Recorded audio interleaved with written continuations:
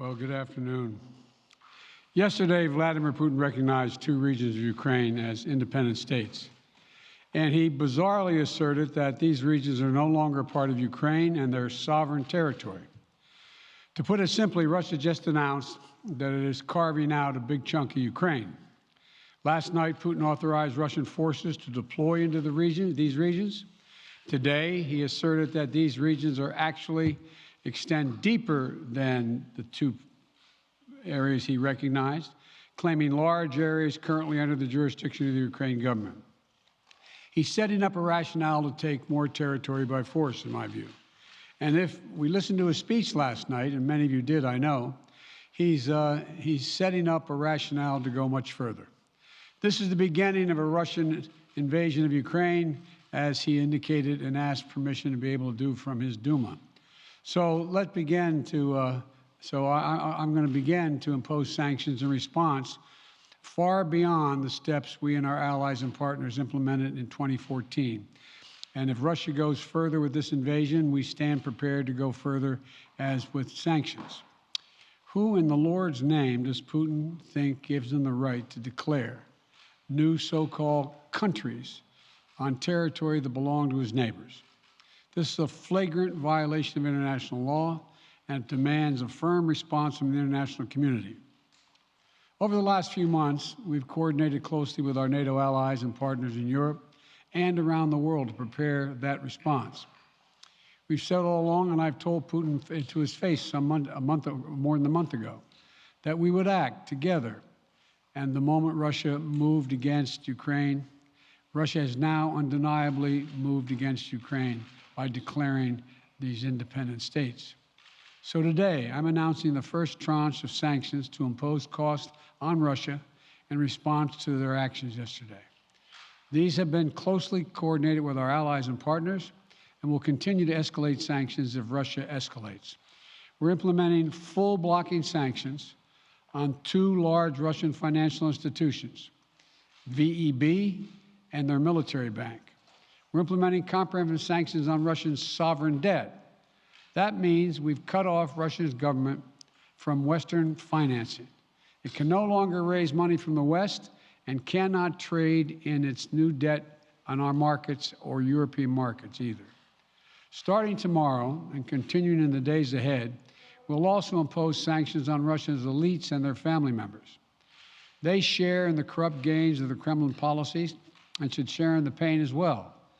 And because of Russia's actions, we've worked with Germany to ensure Nord Stream 2 will not, as I promised, will not move forward. As Russia contemplates its next move, we have our next move prepared as well. Russia will pay an even steeper price if it continues its aggression, including additional sanctions. The United States will continue to provide defensive assistance to Ukraine in the meantime, and will continue to reinforce and reassure our NATO allies. Today, in response to Russia's admission that it will not withdraw its forces from Belarus, I have authorized additional movements of U.S. forces and equipment already stationed in Europe to strengthen our Baltic allies, Estonia, Latvia, and Lithuania. Let me be clear, these are totally defensive moves on our part. We have no intention of fighting Russia. We want to send an unmistakable message, though, that the United States, together with our allies, will defend every inch of NATO territory and abide by the commitments we made to NATO.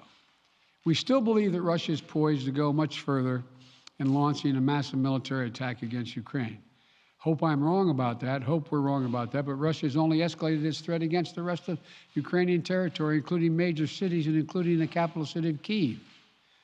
There are still well over 150,000 Russian troops surrounding Ukraine. And as I said, Russian forces remain positioned in Belarus to attack Ukraine from the north, including warplanes and offensive missile systems.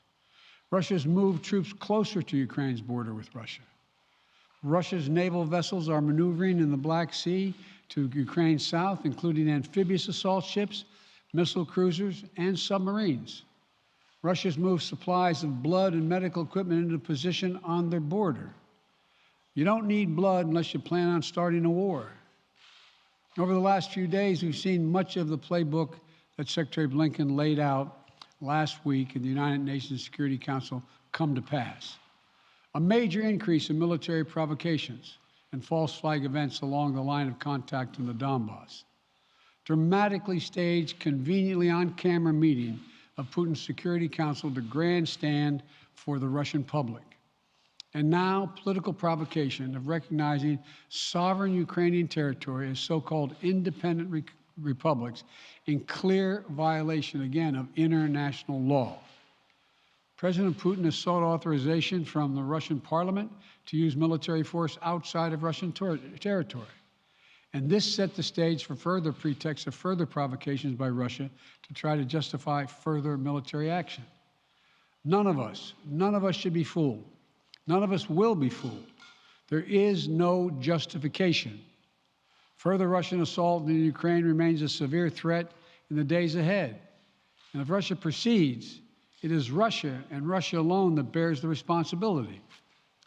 As we respond, my administration is using every tool at our disposal to protect American businesses and consumers from rising prices at the pump.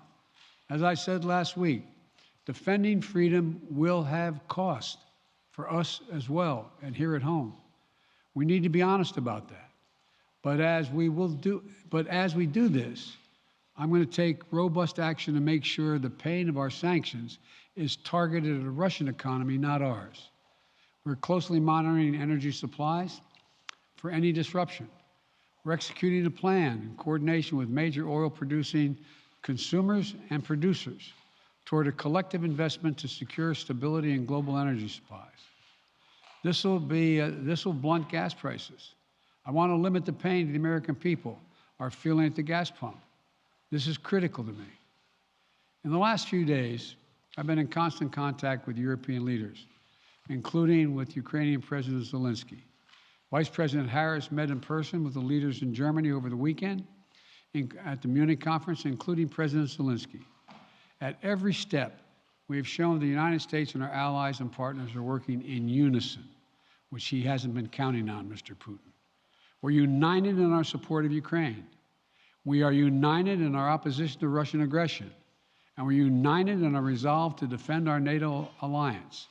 And we're united in our understanding of the urgency and seriousness of the threat Russia is making to global peace and stability. Yesterday, the world heard clearly the full extent of Vladimir Putin's twisted rewrite of history, going back more than a century, as he waxed eloquently, noting that, well, I'm not going to go into it, but nothing in Putin's lengthy remarks indicate any interest in pursuing real dialogue on European security in the year 2022. He directly attacked Ukraine's right to exist. He indirectly threatened territory formerly held by Russia, including nations that today are thriving democracies and members of NATO. He explicitly threatened war unless his extreme demands were met. And there is no question that Russia is the aggressor. So we're clear-eyed about the challenges we're facing.